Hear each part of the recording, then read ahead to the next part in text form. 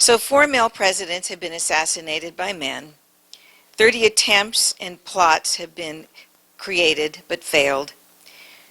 2 women shot the presidents in this country, and 1 actually fired a bullet. So on September 22nd, 1975, Sarah Jane Moore attempted to assassinate U.S. President Gerald Ford in San Francisco as he was leaving the St. Francis Hotel. She missed killing him by 6 inches. I eventually wrote a book about Sarah Jane, whom I knew for 27 years. The title, of course, is Taking Aim at the President, and it was published by Macmillan, St. Martin's Press in 2009. It has been optioned for a movie. So how did I come to write this book? Because I never planned to write this book or any books. I was not an author, I was a journalist, 1,500 words, and I'm out of here.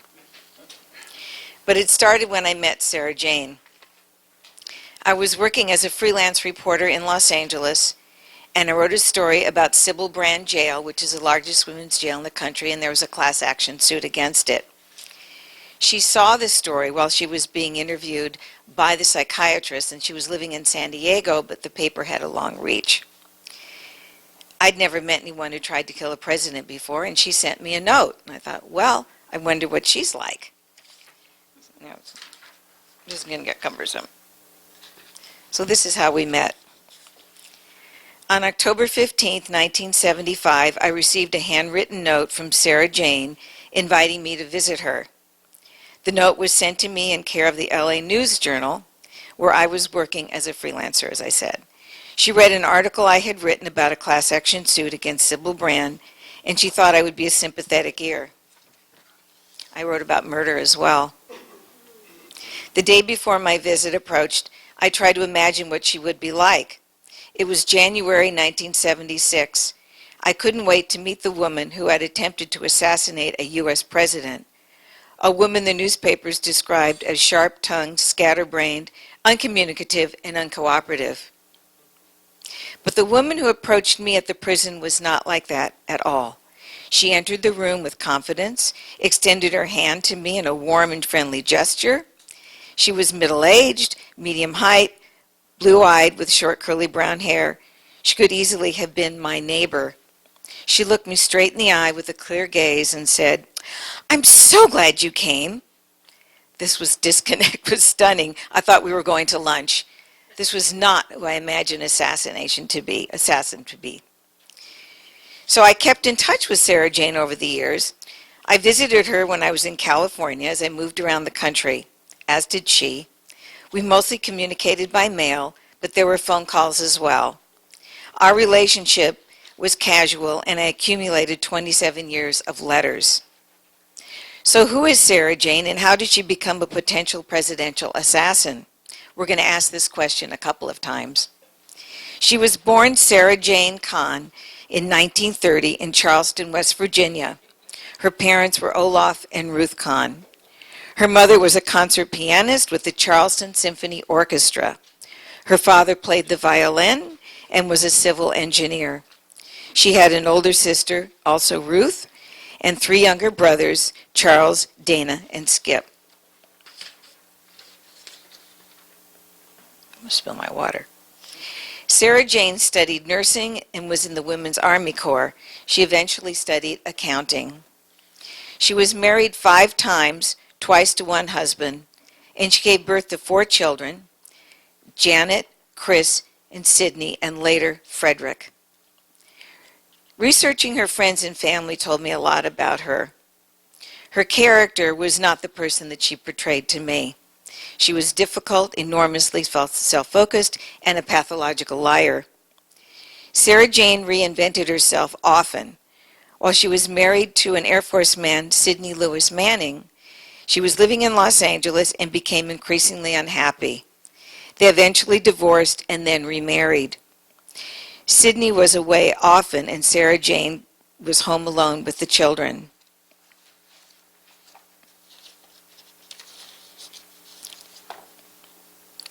Sarah Jane was now alone in Los Angeles with 3 children under the age of 6. As most people could imagine the circumstances, she was likely tired, Unable to remember the last time she had slept through the night, there would have been incessant demands on her day in and day out, and never any relief from the chores and the noise and the diapers and the shopping and the feedings and the laundry. This could not have been what Sarah Jane had envisioned for her life, and apparently she was finding it increasingly difficult to cope. Late in 1956, Sarah Jane made one of her very rare calls to her mother. She was clearly upset. She needed to have some time back home in West Virginia, and she was going to bring the children for an extended visit. She booked a direct flight from Los Angeles to Columbus, Ohio, and as her brother Dana told me, he drove up from Charleston to collect Sarah Jane and the kids at the airport. The plane landed just before sunset, and Dana stood watching the ground crew roll out a staircase up to the door just behind the gleaming wings. The door opened, and the first of 100 passengers began to deplane. He watched them walk off, one after the other, into the waiting arms of friends and relatives. But where was Sarah Jane? Finally, after all the other passengers had left, little Sidney Jr., just 4 years old, carefully walked down the steps, holding tight to the railing with one hand and grasping the hand of his 3-year-old sister Janet in the other. Right behind him was a stewardess holding 9-month-old baby Christopher in her arms. Dana watched, puzzled. Sarah Jane was not with them. The Kahns were shocked beyond belief. They were sure something terrible had happened to Sarah Jane. They called the airline, the hospitals, and the police. They called her home phone, but it had been disconnected. As the days went by with no call from Sarah Jane, they even called Sid at his Air Force base. He had no idea of his ex-wife's whereabouts. He was not free to go searching. Finally, Ruth and Olaf realized that she was not hurt or sick. Sarah Jane had carefully planned this maneuver, effectively abandoning her children to her mother's care. 2.5 months passed before Sarah Jane called home, collect. And she called from a payphone.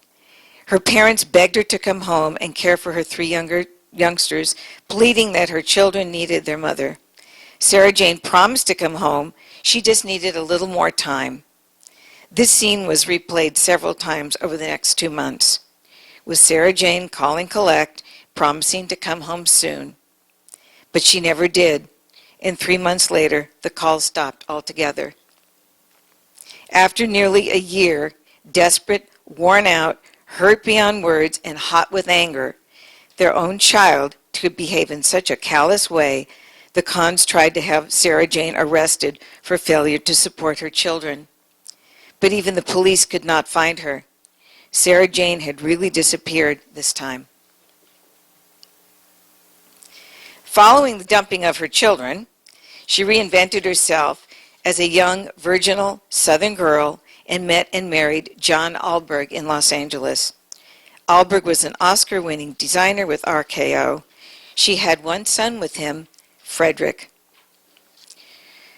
True to Sarah Jane, who, tired of family life, she left John while she was still pregnant with Frederick and moved to Northern California. Once up north, she met and married a physician from Danville, Willard Carmel.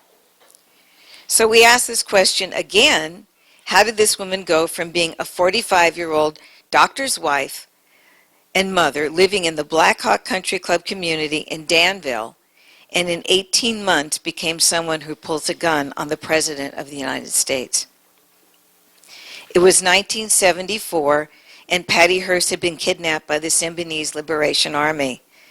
We had the Weather Underground setting fires and robbing banks, and there were the Prisoners' Union activity and the New Left. Returning again to how Sarah Jane became involved in politics from her perch in Danville, it started when she saw Randolph Hearst on television, pleading with the SLA to release his daughter. If you were around then, you may remember the SLA demanding that Hearst give food away to the poor. So he took over an old warehouse in China Basin and created an enormous food giveaway program called People in Need, or PIN as it became known. Sarah Jane always liked to be where the action was happening, So she drove to the Penn staging area. She volunteers her accounting skills, and they immediately gave her an office. She talked to everyone, and as the FBI was all over the warehouse looking for contacts of the SLA, they saw Sarah Jane as the perfect FBI confidential informant, and she loved it.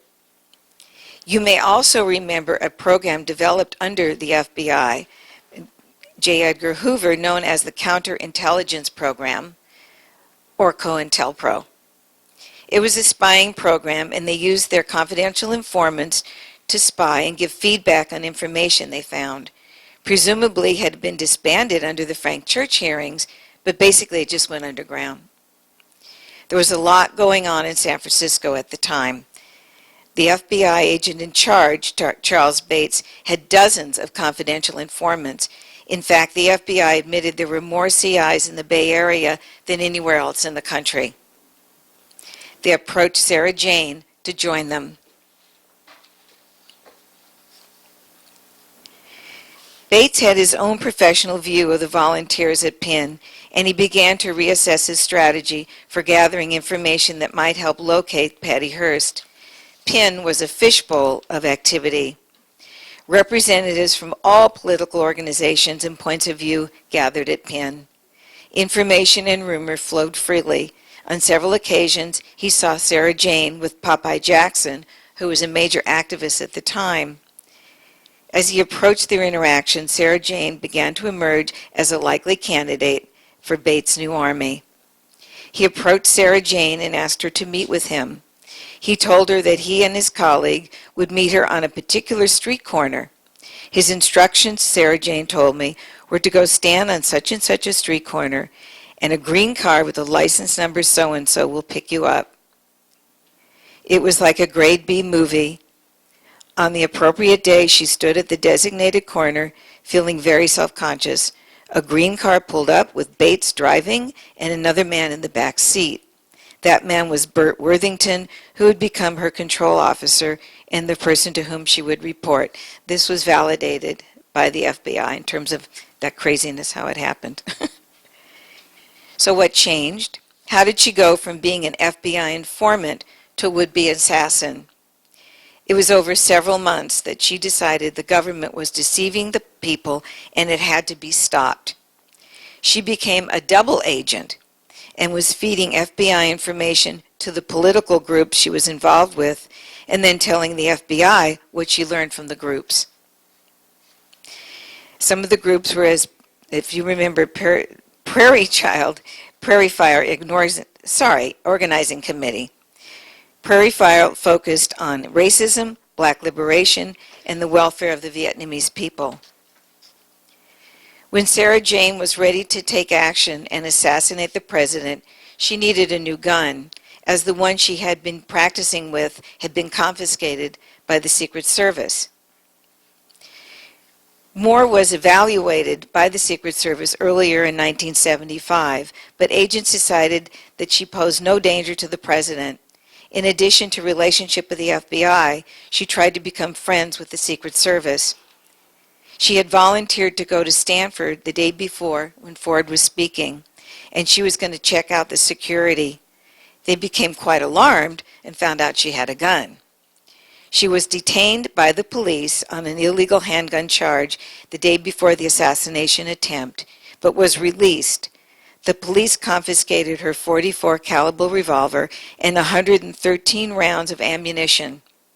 On several occasions, she said that if she'd had her .44, she would not have missed. What really happened when she shot at Ford was never released to the public. Ford was safe, Betty was in recovery, and the government didn't want the public to know how close we came to another assassination. Sarah Jane's aim was true. She didn't know the sight was off by 6 inches. She did not shoot wild. She knew guns, and she had been in the military and was a sharpshooter. So how'd she get this gun?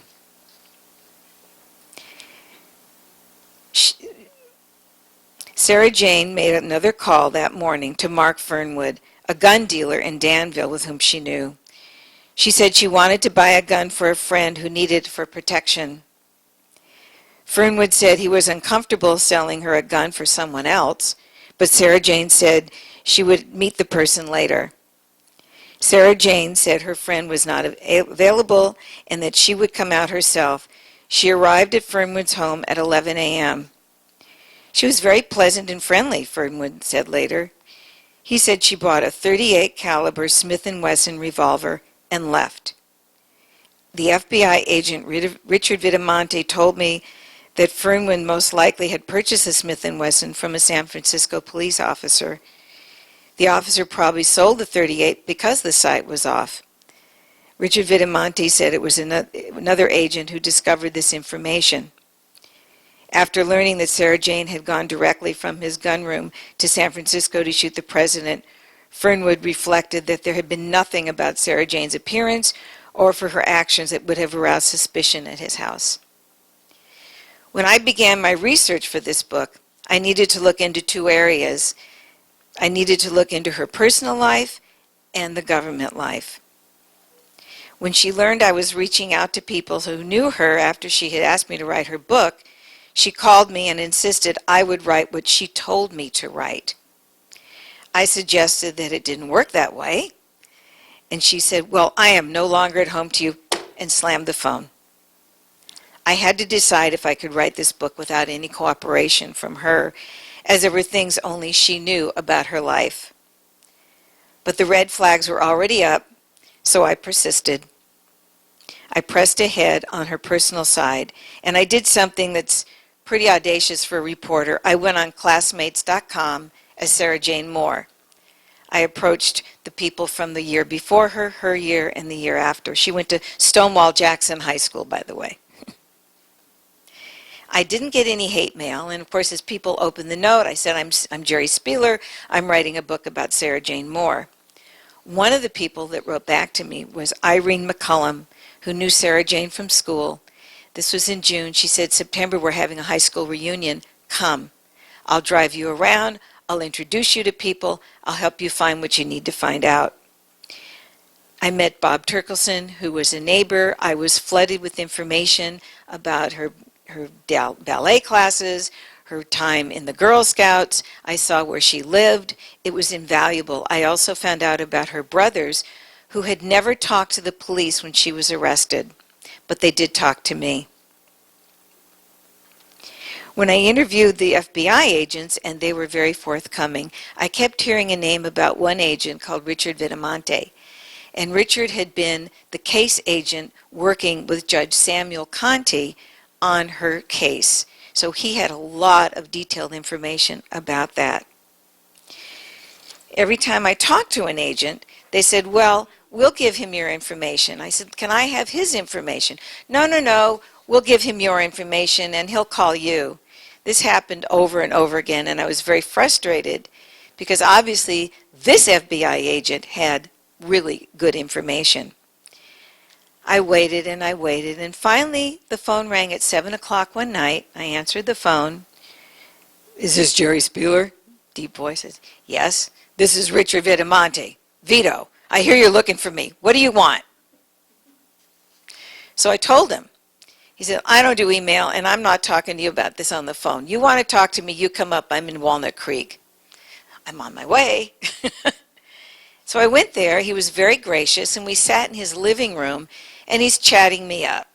So what is he trying to do? He's trying to check me out to see if I'm some kind of a conspiracy theory nut job, or was I for real? So about the end of an hour, he said, "You know what? It's time to set the record straight. I have to call Washington. I'll let you know." It was, very exciting. So I waited, and I made my husband crazy. Is he going to call? Is he going to call? Is he going to call? He called. "Not doing this over the phone and not doing this in email. You want to talk to me, you come up to my house." I'm on my way. Walked into his house, and he had everything spread out on his kitchen counter, exactly where Sarah Jane stood, the trajectory of the bullet, what happened. So the diagrams proved that the sight was off by 6 inches. And he said their blood ran cold when they realized that she almost killed the president. So I'm going to read to you from the transcripts. Excuse me. This is for Judge Conte. If you want to berate this country, all you're trying to do, you and such people as yourself, you're trying to build your own egos, and you are misguided. And you are blaming society for your own personal faults. And if you can convince everybody that society is to blame, then no one is to blame. The only reason the president was not killed was not through any fault of your own. It was a malfunctioning of that gun. Your aim was straight. The gun shot to the right a little. If you were correct, if the gun was correct, you would have killed the man. Sarah Jane was released from prison in 2007. She served 32 years. 30 years was life at the time, 2 years when she tried to escape. The sentencing laws were changed in 1987. 30 years, or life was life. But before that, 30 years was considered life. She resettled to the East Coast. She remarried quite well, lived in a very nice country club retirement community, and then she and her new husband moved to an assisted living center. He died, and she decided to go to Israel. Sarah Jane, while she was in prison, decided that one of her ancestors was Jewish. And so she got a kosher kitchen because the food was better. It wasn't true. When I talked to her brothers about it, they said, with all due respects, we're very Baptist. But that was Sarah Jane. She went to Israel and missed her parole hearing. So she was arrested. I hope this is on topic. How did President Ford take the assassination? I was able to interview President Ford for the book. There's an interview in the book with him. He didn't laugh it off, but you know, Squeaky Fromm, they say she tried to kill him. She waved a gun around. There was no bullet in the chamber. But he said, with two women trying to kill me, I need to rethink about the Equal Rights Amendment. Which way? Right. Can you go into the movie situation? How it's going to be made into a movie? Oh, thank you. The guys that approached me, the screenwriters, were the screenwriters for the movie Chappaquiddick. I don't know if you saw it, but it's on Netflix now. And they approached me while they were still doing Chappaquiddick based on my research. And the way they found out about the book was a tweet. It's Taylor Allen and Andrew Logan were the screenwriters for Chappaquiddick, and they wanted the book. And they found out about the book because there was one of these historical things that said, you know, on this year on such and such a day, such and such a thing happened, and they got one of these that talked about Sarah Jane Moore. And they said, Sarah Jane Moore tried to kill Ford. What's that about? So he clicked through, and my book came up.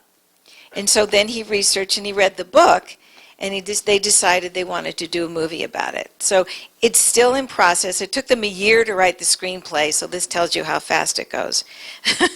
They finished the screenplay in July, and I'm, waiting to hear more what happens. So far, so good. Thank you. Yeah, I was surprised that she was accepted by society so easily. She was an assassin of a president. And how were you safe with her? She was no threat to me. No? No. First of all, she was in prison, and we had a very casual relationship. I did not interview her for 27 years, like I said. She said, this guy was brown, this guy was brown, what do I care? It was only after she asked me to write her book, and then she got angry, and when she got out, I was a little nervous. But I wasn't worried. I mean, if I had been, I wouldn't have done that. I wouldn't have gone forward. But I figured, we had to set the record straight. Thank you. I think it was interesting that happened 4 days after Patty Hearst and Winnie Yoshimura were discovered out in the avenues in San Francisco. Uh-huh. I mean, all these things coming together because you mentioned that. I mean, so much was already going on. Oh, a lot, Yeah. yes. Absolutely. It was San Francisco in the 70s, the Bay Area in the 70s was just a hotbed of all kinds of stuff going on. So it was pretty exciting. Yes. What was her motivation? Why did she want to shoot the president?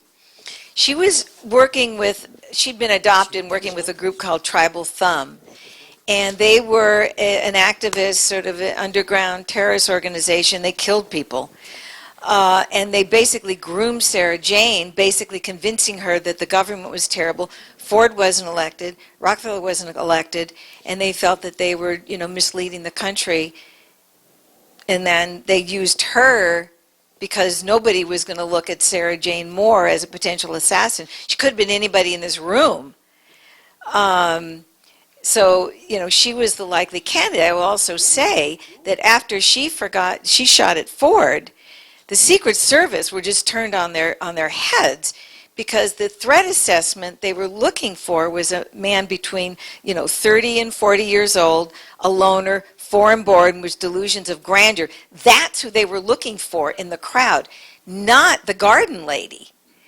So since Sarah Jane became a potential assassin, everybody is fair game now, because they don't know who it could be. It's been more democratic. Yes? Did you interview her husbands? Were they afraid of her? John was already dead. Willard Carmel would not talk to me. So I did approach him. I also approached their son, Frederick. But the only people that talked to me was Skip and the other brothers.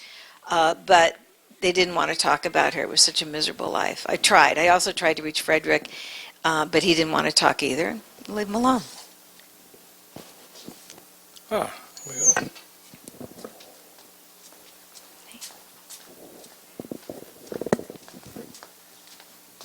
Thanks. Hi, this is kind of a silly question, but I'm just curious what you know about the person she married after she got out of prison and they lived in the nice gated community.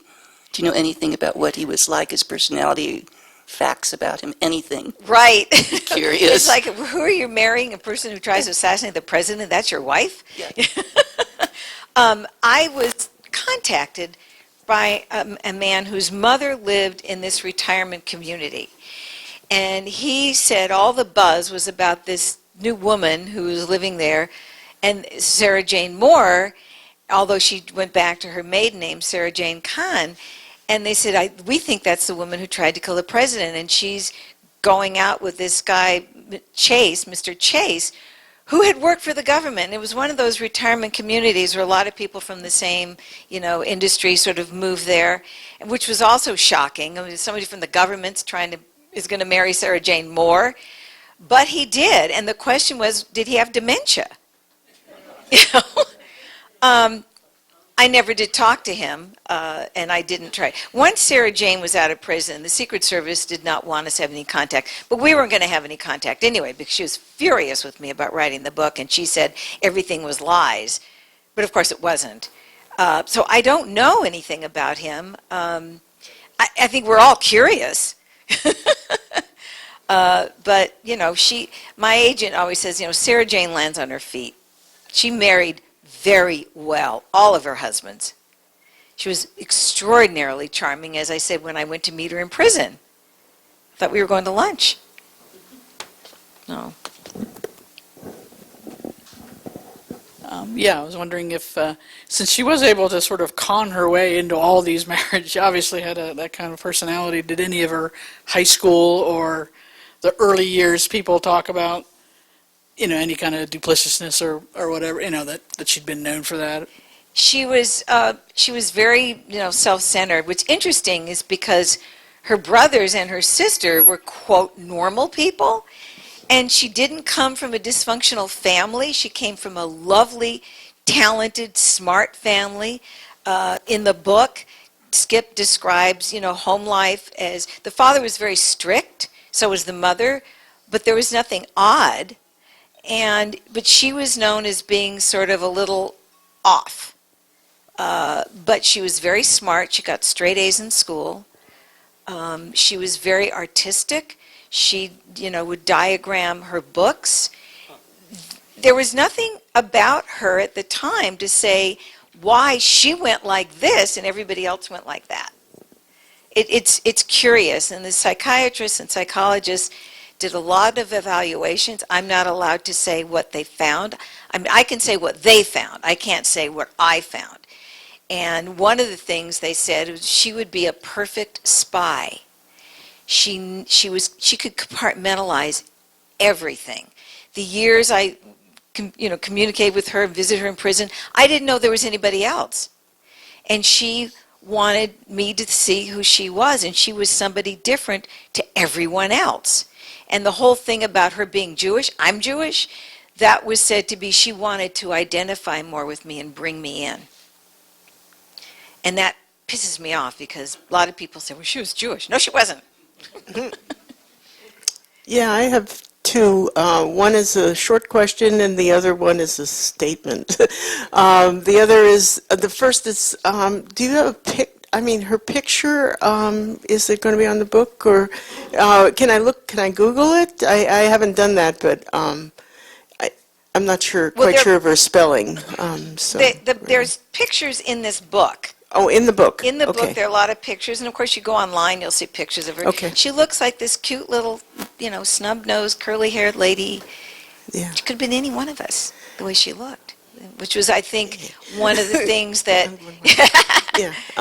Okay, and the other is a statement. Yes, I was around when Bill Harris and his wife Emily abducted.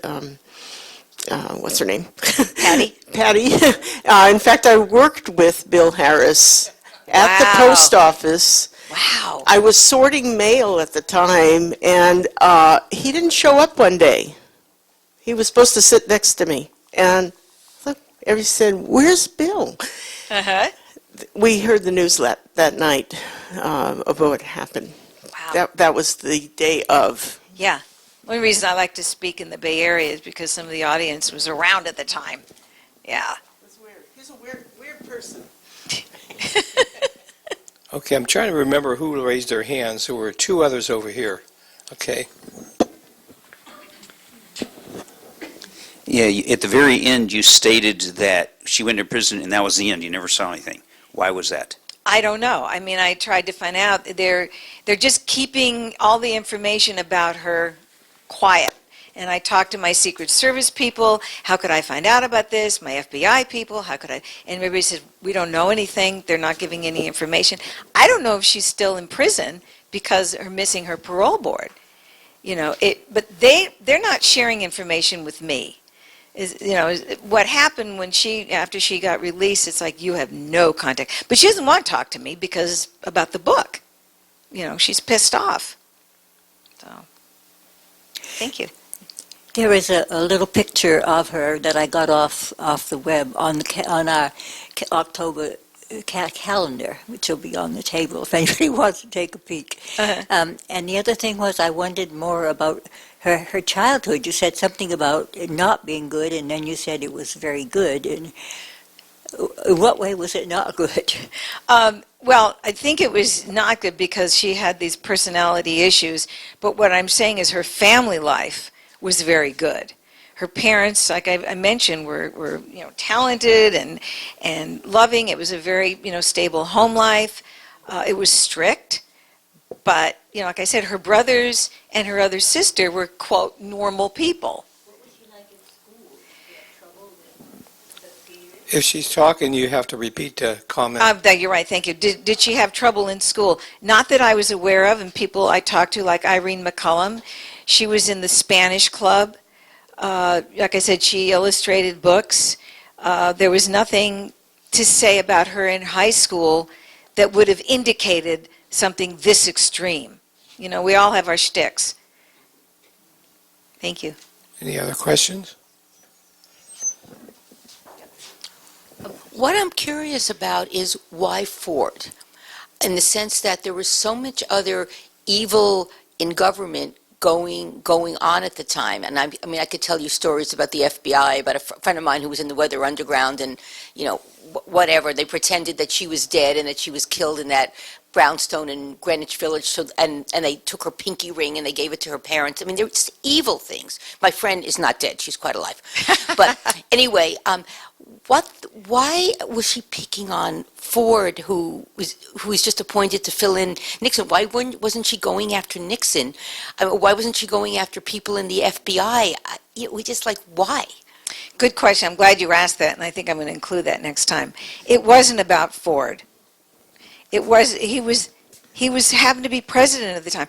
Anyone, and he was coming through San Francisco. She wasn't traveling someplace to shoot at a president. It was all circumstantial. Had nothing to do with Ford in particular. It was whoever was the president at the time and local. So that's why. A lot of people ask that question, and thank you for asking it, because, like I said, it was just he happened to be the guy.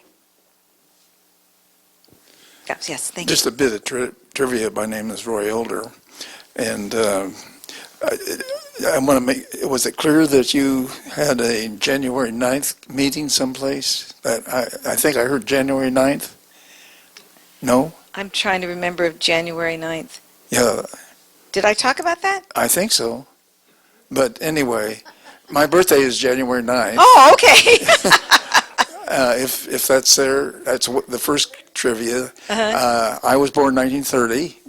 Okay. And I have a former wife named Janet. And also in my life, the FBI did a lot of research in my life for a particular reason. Okay, going to share? I was anti-war, and I refused induction in the Korean War. Aha. So Thank you for sharing hit my that. head all these coincidences. Yeah, I guess it was her birthday, January 9th.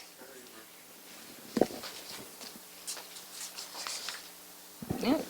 Yeah, when you interviewed her, I was wondering what was her attitude towards the shooting? Did she think it was good that she tried and bad that she failed? How did she feel about whoever was president at that time when you were talking to her? Her comment was, "I'm sorry I missed." And when I visited her, she acted like she was a political prisoner. She didn't comprehend the fact that she tried to kill the President of the United States, and she shot at him with a gun. That to her was not, it was just sort of, well, that's over there. I'm a political prisoner. You're not a political prisoner. You tried to kill the President. But Sarah Jane was who she decided to be. And as I said, she reinvented herself often, as we demonstrate in the book. So, she decided what was true about her. And she, for the 27 years I visited her, and then when I started researching her, realizing that pretty much everything she told me was a lie. But like I said, I don't go home and research everybody I talk to every day. So, like I said, the sky was brown, the sky was brown. What do I care? It doesn't matter. It has no effect on my life at all. She was interesting. And like I said, she was certainly not a typical person that I knew in my life at all. I'm just a little Jewish girl from LA. I don't know from murder. Oh, yes. Oh. Where did she get the gun? She bought it from Mark Fernwood, who was a gun dealer in Danville. She got her first gun from him, the .44, and she had said if I had had my .44, I wouldn't have missed. But she bought the gun from a gun dealer the very morning that she went to shoot Ford. Yeah, so Jerry Grass. So on the issue of why Ford, one of the things you mentioned was that the group that she was with said that he was unelected, which is kind of true. I mean, he was elected to the House of Representatives and then got appointed to VP and then went up when Nixon resigned. So might make a small difference. I don't know. That's what they were saying, is that, he wasn't representing the people as the President of the United States. And like I said, it had nothing to do really with Ford per se. It had to do with he happened to be the President and he happened to be in San Francisco. Yeah. The group I think I mentioned to you was called Tribal Thumb. They were a very, very underground, very nasty group of people. Yes. Could it be she is very bright, but she is weird, and the time was upheaval time in cultural sense? She wanted publicity. She didn't want publicity. She wanted to be important to the groups. And she was made 140 IQ. The woman really is brilliant. It's too bad because she could have been a great, contributor to society because she had a lot of talent. She learned everything very fast. But she had this other quirk about her. And she wanted to be important to the FBI, and she wanted to be important to the underground group. So she became what she called a doubler, where she was, reporting back and forth, because she liked being important. Yes? I searched my memory from 1975, and I didn't even remember a Sarah Jane Moore, but I did remember a Squeaky Fromm. How many people even know that, was it front page news? It was news. I mean, people remember Squeaky because she was a Manson woman. I met Squeaky in prison.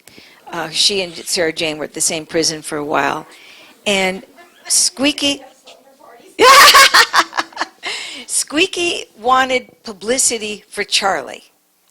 So she knew if she went where Ford was coming through Sacramento and then on the way to the World Affairs Council at the St. Francis. So she went there, and she had a gun that she waved around. Well, they're not going to ask if there's a bullet in the chamber. When you see a gun in the president, they're going to stop it. So they talk about 2 assassination attempts. In fact, there really was only one. But that's the press, that and it gives more interest to people than if they say she just waved a gun around. Did I answer your question? Yeah, so it was well known. Most people know about it. Yeah, although, when I was writing the book, everybody said Squeaky Fromm. I'm going, no, Sarah Jane Moore. Who? But the FBI, like I said, did not want the public to know. So basically, after 2 weeks, this just went away because they didn't want, as Richard said, they didn't want the public to know how close we came to another assassination. And Patty was kidnapped, and they just said, bury it. Just say, well, this is what they called her, a menopausal crazy, which I really resent. But that's what they did. She shot wild. She wasn't serious. She just wanted attention. Just make it go away. Okay, wait a minute, hold it. Doesn't matter. Yeah, I just wanted, Jerry Grass again, I just wanted to say I know about it, even though I was in Massachusetts at the time. Okay, any other questions? Surely some of you have some other questions. I think we answered them. Oh, here's one here.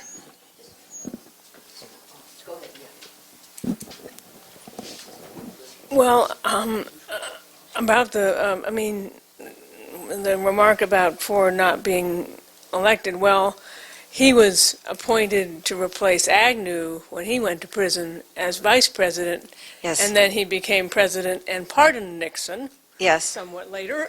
Right. We remember that. I'm just wondering, did she ever think that she might have a career in teaching older women how to keep landing more and more wealthy husbands? I think that's a good sideline, sure. Yeah. I mean, she sounds like the character in Black Widow, except that she didn't keep killing them. She was, when I met her, like I said, she had impeccable manners. She was very charming. She knew how to get people, she ingratiated to herself to people. She would become who you wanted her to be. Yeah, she was a chameleon and very good at it. Okay, now, the question I have is, she got divorced all these times. Was all the time she initiated the divorce, or does the husband initiate? What happened? She did. Although she didn't get a divorce from Alberg, so when she went to marry Willard Carmel, then it was a disillusion, what did they ever call it, something, where, she didn't get any money because she wasn't really legally married to him. And he didn't know that. Disillusion, right, something like that. What about she must have talked to psychiatrists, and who in that sort of position had some idea of what was wrong with her? There were several psychiatrists and psychologists that were evaluating her after she was arrested because she wanted to plead guilty. And they needed to know that she could, defend herself. So they tried to evaluate her, and they came up with all kinds of ideas at the time, but she wouldn't talk. She'd just sit there, and she wouldn't talk, and she wouldn't talk, and she wouldn't talk. So, it was up, but she went to prison anyway. So, Jerry Grass again. On the issue, you said that Ford said he was rethinking the Equal Rights Amendment as a result of the two assassination attempts. I'm curious, was he more for it or against it? I could see him going either way after that. I don't know. I mean, don't that's know? his comment in the interview. Too bad. Yeah.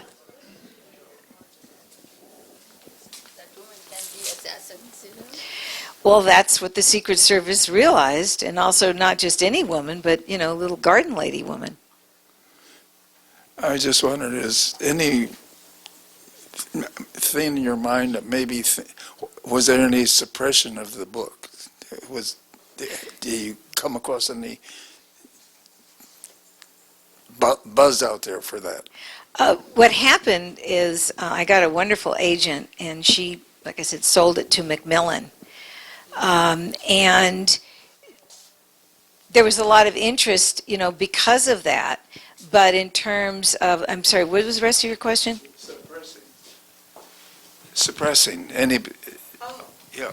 No, there was no suppression of the book at all. The thing that I was really glad about, and I mentioned this to someone earlier, is because I knew there was so much in here that was not attractive to the government, that was really questionable information, I wanted a major publisher to stand behind my book, and Macmillan had to vet all my sources.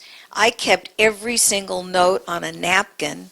I checked and got approval from everybody I needed approval from, and there were 2 lawyers that went over every single letter in this book to make sure that it was valid and that it was true, which is what I wanted. I was thrilled because I didn't want anybody to say, that's not true. And since the book came out, not one person has said, that's not true. I'm sorry? Agatha Christie, Yeah, you have to repeat her comments. If someone does, please raise your hand and I'll bring you the mic. Can you repeat your comment? She asked if I was Agatha Christie. Oh, I see. Well, we all done? Hold it. Got one over here.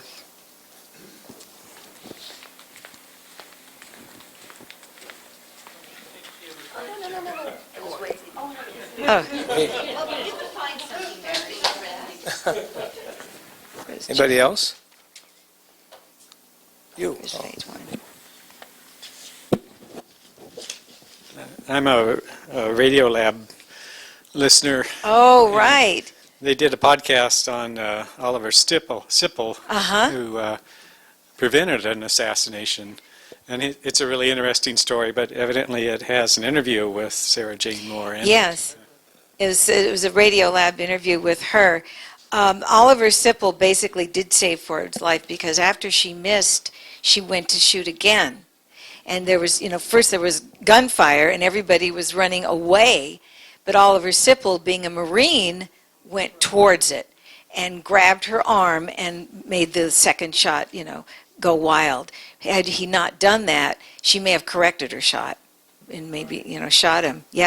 Yeah, so he was a hero. And I resented, they called him a bystander. And he didn't have a name. I said, he's not just a bystander. He was a hero. But he really didn't get that recognition. And, he died alone.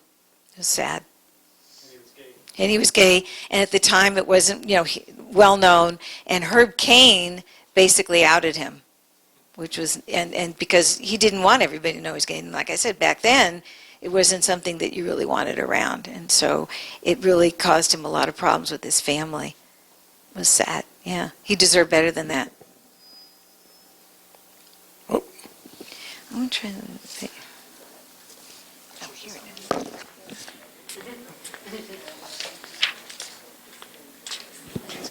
This is another trivial question, but I'm very interested in the personalities of people in general. So I'm wondering, how did Herb Cain out him? Do you know? Harvey Milk told him. No, I mean, not how he found out. How did he out him? In his column, I assume you mean. He's in his column. Because He that mentioned was it. not particularly even written about back then. Right. So what, did he just He gave wrote some sort about of it. innuendo? He or talked about the guy who helped, save Ford's life, and he said he was gay. he just said that Yeah, point blank? yeah. Harvey Milk actually outed him, so.